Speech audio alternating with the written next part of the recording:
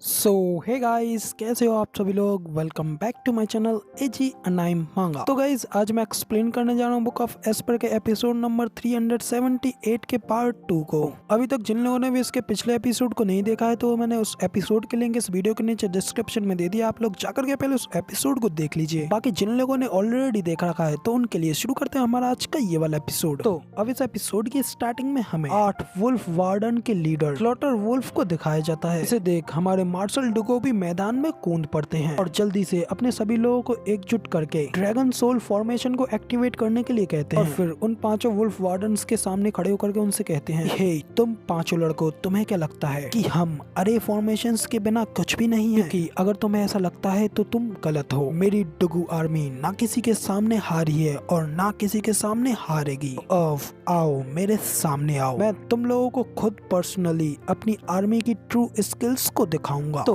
अब इधर मार्शल डुगो की ये बात सुन 8 वुल्फ्स का लीडर स्लॉटर वुल्फ भी कहता है, तो फिर ठीक है, अब जब ओल्ड मार्शल की खुद ही ये एक विश है तो चलो अब हम लोग ये जरूर करेंगे। इतना कह करके स्लॉटर वुल्फ एकदम एक्साइटेड होते हुए बड़ी तेजी से आगे जाते हुए अपनी टीम के सभी वुल्फ्स यानी कि अपने सभी साथियों को अपने साथ लेकर के मार्शल डुगो के ऊपर अटैक करने के लिए आगे बढ़ जाता है। तभी दूसरी ओर हमें मार्शल डुगो को दिखाया जाता है जो कि कहते हैं कि सोल गैदरिंग। तो अब इधर मार्शल डुगो के इतना कहते ही हमें दिखाया जाता है सबसे पहले सेकंड ब्रदर, फोर्थ ब्रदर और थर्ड और फर्स्ट ब्रदर सभी के अंदर से उनकी सोल ऑरा रिलीज होने लगता है। और ना सिर्फ उन लोगों में से बल्कि पूरी की पूरी डुगू आर्मी के अंदर से वो ग्रीन कलर का सोल ऑरा बड़ी तेजी से बाहर निकल करके पूरी तरीके से कंडेंस होकर के मार्शल डुगो की बॉडी में एब्जॉर्ब होने लगता है। और फिर मार्शल डुगो भी उस ऑरा में अपने ऑरे की पावर को रिलीज करने के बाद ड्रैगन सोल फॉर्मेशन को एक्टिवेट करते हैं। के बाद वो अपनी खतरनाक वेपन से अपने एक powerful move cooling the world का इस्तेमाल करते हैं, जिस वजह से उनके और पास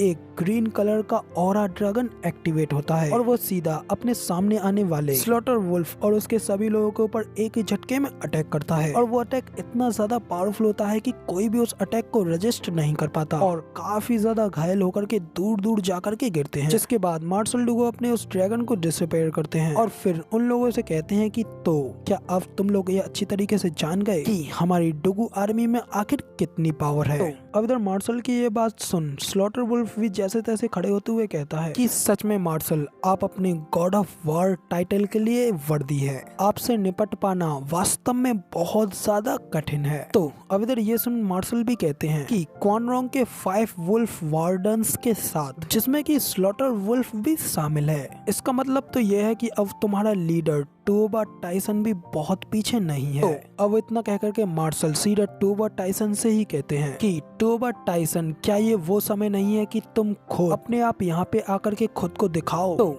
अब इधर मार्शल के इतना कहते ही टोबा टाइसन भी छुपना छोड़ करके सीधा मार्शल डुगो के सामने आ जाता है और हंसते हुए कहता है कि मेरे इस ज्ञानियों में होने का एकमात्र कारण पुराने मार्शल तुम्हारे साथ अपना हिसाब किताब बराबर करना है। तो भाई अब इधर टोबा टाइसन के इतना कहते ही फाइनली हमें उसे पूरी तरीके से दिखाया जाता है, जो कि अब सीधा मार्शल के आमने सामने खड़ा होता है और कहता है कि आखिर मैं उसे कैसे नहीं देख सका। तो गाइज अब इधर टोबा टाइसन के इतना कहते ही हमारा ये वाला एपिसोड तो यहीं पे खत्म हो जाता है और अब टोबा टाइसन और मार्शल की फाइट हमें अब अगले हफ्ते ही देखने को मिलेगी। फिलहाल ये वीडियो होती है यहाँ पे खत्म। आई नो ये वीडियो थोड़ी छोटी थी बट कोई बात नहीं। फिलहाल ये वीडियो पसंद आई हो तो यार एक लाइक कर देना, साथ ही कमेंट करके जरूर बताना कि आपको हमारा ये वाला वीडियो का एक्सप्लेनेशन कैसा लगा। और ऐसी अमेजिंग वीडियोस को देखने के लिए चैनल को सब्सक्राइब जरूर से कर देना। शुक्रिया। जिसके बाद मिलते हैं किसी और नई वीडियो में।